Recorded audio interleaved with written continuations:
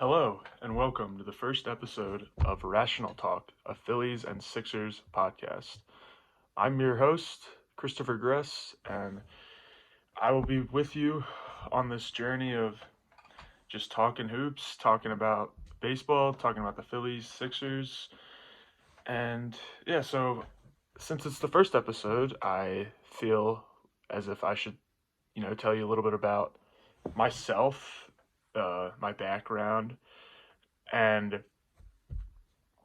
just how I got into loving these two teams so much because the Phillies and the Sixers are definitely my two favorite teams. And just because this is the first episode, this isn't going to be an every time thing. I just want you guys to get just kind of an idea of who I am because, if viewers come back for, episode 2, episode 3, they're going to be like, who's this guy just spewing out nonsense about these two teams. But yeah, so my name is Chris, Christopher, either of those I go by. I'm obviously a diehard Phillies and Sixers fan. I grew up playing baseball and basketball my whole life. Those were the two sports that I just gravitated towards.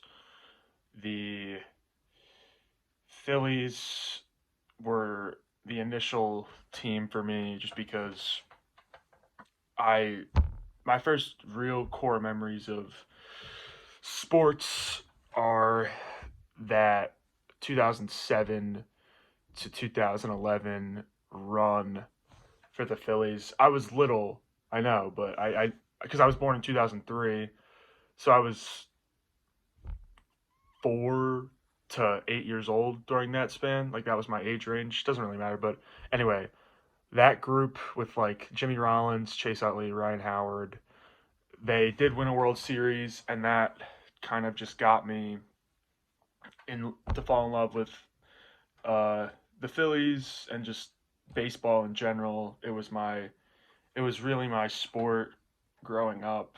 I played through high school, and I just loved it. And now on the flip side, my I don't have exactly the same story of how I got interested in basketball and the Sixers more specifically. Obviously, that's that's why you're here. That's why you're watching this show. But I played basketball like baseball my whole life, but on the it was always the second sport to me until I got older. But how I got into the Sixers was funny. So funny enough, that's a picture of my little brother. He really got me in because basketball is his favorite sport, and and right, he got me into basketball because and the Sixers because I've really started following the Sixers during the when the trust the process era started, where the Sixers were people knew they were tanking, quote unquote, trying to lose games on purpose to, get higher draft picks and get elite players, which hopefully eventually one day will lead to a championship. Spoiler, they haven't won a championship yet. And, we'll get into it as if this year is the year. But so that I got into the Sixers uh, for losing on purpose and trying to eventually be great. And I got into the Phillies because they were already great, but I was also a really, really young kid. So that's so that's where my love for these two teams really comes into play. And to start out today, I think we're going to start with the Sixers just because they're in season and that's just the NBA is hot right now. But as far as the Sixers go, we've just gotten past the All Star break. Tyrese Maxey fortunately finally got the recognition he deserved and made the All Star team this season as a reserve. And as he should, he's averaging 26 points, 6 assists, 4 rebounds, and a steal. I mean, he's just really taking another leap this year that everyone expected from him. He showed flashes his first few seasons in the league, but this year he's really just taken me even like I knew he was going to take a leap, but I didn't think he was going to be you know averaging over 25 with a couple 50-point games mixed in, shooting efficiently from the field, and he's just the he's just really leading this team right now because of, the Embiid injury, and that really throws in a wrench for everything for the Sixers because Embiid was the guy. He was also an all-star before he, got injured. And he was going to be an all-star starter because he was on pace to most likely win another MVP. I mean, I I'm looking at Basketball Reference as we speak, and my God, the numbers this guy was putting up before the injury is just it's wild that the Sixers actually have this good of a player. He's averaging 35 points on 53% shooting from the field, 36% from three. I mean, this is for me, this is really what makes Embiid so great in my eyes. He's shooting 88% from the foul line. For a big man that is his size, that moves as much as he does, that has to get up and down as much as he does, he has a similar build to Shaquille O'Neal. And the knock on Shaq was he couldn't make free throws, and he couldn't. Shaq was the hack of Shaq. Embiid, he's not Shaq. I'm not saying that or anything yet. He's still got a lot of work to do, but just in terms of how dominant he is and his ability to work at the line just makes him that much more effective because you can't use that same strategy of hack a hack a Shaq on hack Embiid because he's going to make you pay from the foul line. But anyway, now that I've covered the two All Stars of this team, let me get back to my original tangent of where this team currently sits in the Eastern Conference. So the Sixers currently are the 5 seed in the East. If the season ended today, they would play the Knicks in the first round. And where this team currently sits, as I mentioned, with Embiid out, and the trade deadline was also recently, and they made some pretty solid moves. Um, they added Buddy Hield, who was a long time trade rumor guy with this team. For years at the deadline, I would always see a rumor, oh, the Sixers are in on Buddy Hield because they need another shooter, and I do like this move because it would obviously be better with Embiid because every time Joel Embiid has had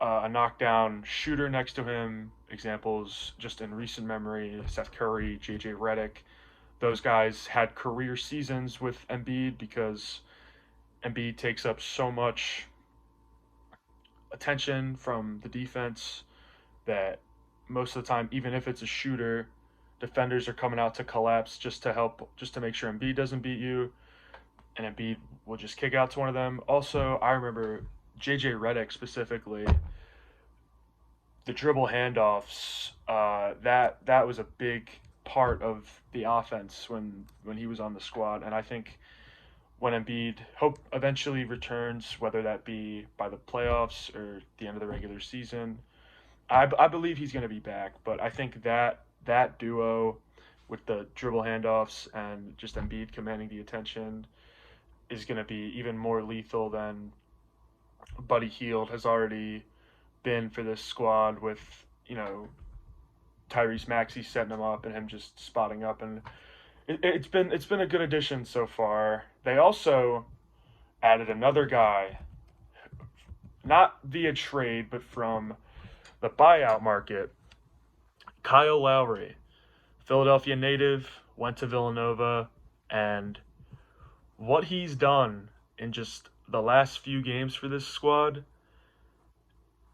it's not all going to show up on the stat sheet as I'm looking at his stats right now, but he just provides a different energy to this group. He's given them some life even without Embiid as a true leader and veteran presence just coming from the buyout market.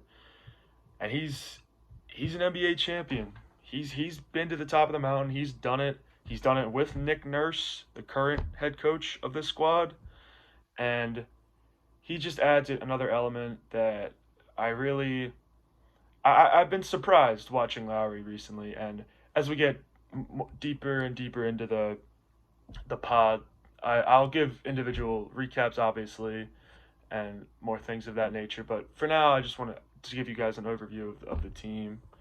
But anyway, back to Kyle Lowry.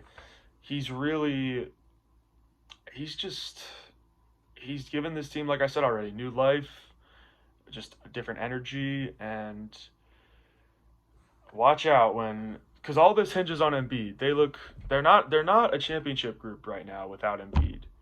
But if you insert Embiid back into this lineup, you're looking at a starting five when everyone's healthy of Tyrese Maxey. This is what I would do.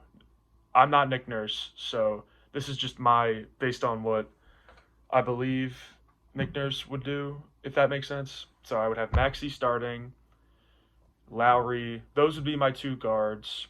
Then I would have Buddy Hield, and then I would have, or I think Nick Nurse would do this. I think he's going to start Maxey, Lowry, Buddy, Tobias Harris, and Embiid.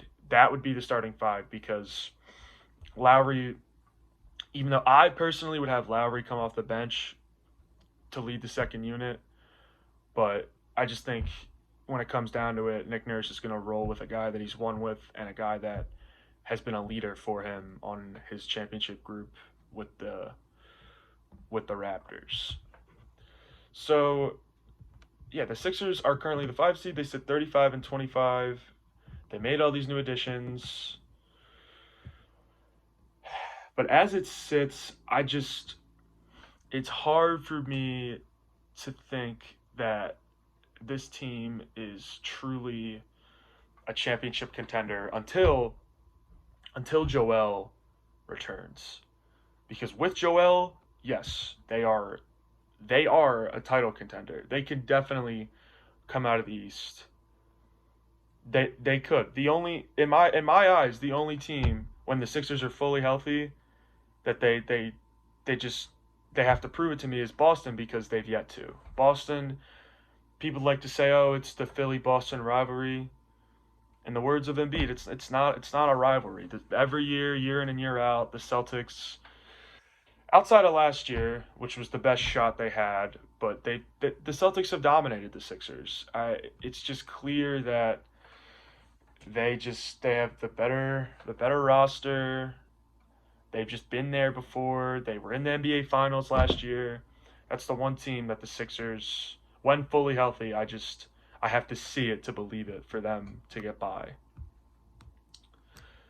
Now, let me shift to a little Phillies because that's what this is. It's a dual Sixers and Phillies podcast. So the Phillies have been it's spring training currently, and they've some guys have looked good, and there's been some interesting names to keep an eye on. But I think it'd be a little counterproductive if I didn't mention this first, and that's obviously the extension of their ace, Zach Wheeler. Zach Wheeler has been not only the Phillies' best pitcher the last few seasons, but he's arguably been the best pitcher in baseball the past few seasons.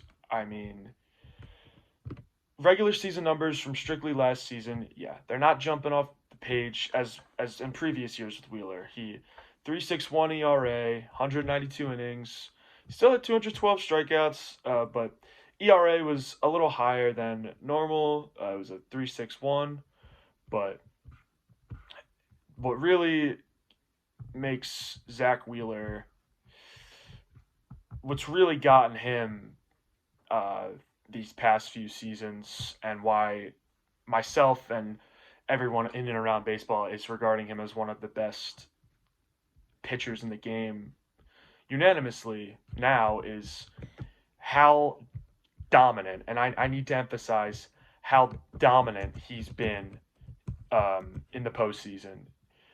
Every time he goes out there, he he shoves, he dominates, and he goes out there and he does his thing. In his career in the postseason, Zach Wheeler is 4-3 with a 2.42 ERA, 68 strikeouts in just over 80 innings. And this stat is the one that really jumps off the page for me about Zach Wheeler, is his whip, which is walks, hits, and innings pitched, which is arguably one of the most important stats, because that stat states how many guys you're giving up an inning, how much there's really guys on base when you're on the mound. And Zach Wheeler, among all the great pitchers that have ever pitched in the postseason, has the best whip among all of them. And I think there's something to be said for that. In other news with the Phils, they signed. This was a little while ago, but I wanted to cover it. They signed Whit Merrifield, which is a great depth move. He's probably going to play a little more than just a depth piece, because he was an All-Star last year with the Blue Jays, and he he's just been an everyday player throughout his career. But 1 year, $8 million for Whit. Oh, definitely should have mentioned Zach Wheeler. Also, that extension is the highest extension for a pitcher in terms of what he's making per season in MLB history. So a little bit of history, great move to bring him back. But anyway, back to Whit Merrifield. It's a good depth move by Dombrowski to bring in a guy that wants to win, is willing to do whatever it takes for the Phillies to just get back to the mountain, get back to the World Series, and finally win it. And Witt isn't the I don't think he'll be the final piece. He's not the over the hump move, but he just adds another bit of depth. And there's going to be injuries, and the fact that you can slide in, he's a utility man, and which means he can play anywhere. You can slide him into second base, you can slide him into left field, center field, wherever you want to put him. He's played pretty much everywhere throughout his big league career, and he is just a great move by Dombrowski. Now, finally, let's just talk about a little bit of what's actually been going on for the Phillies in spring training. And yeah, there's been a few guys that are I really have to fight for a spot. and there's some guys that are taking it by the horns, and there's some guys that aren't shown out as much. But obviously Scott Kingery, he always shows out in spring training. He always makes you want to believe that he's back.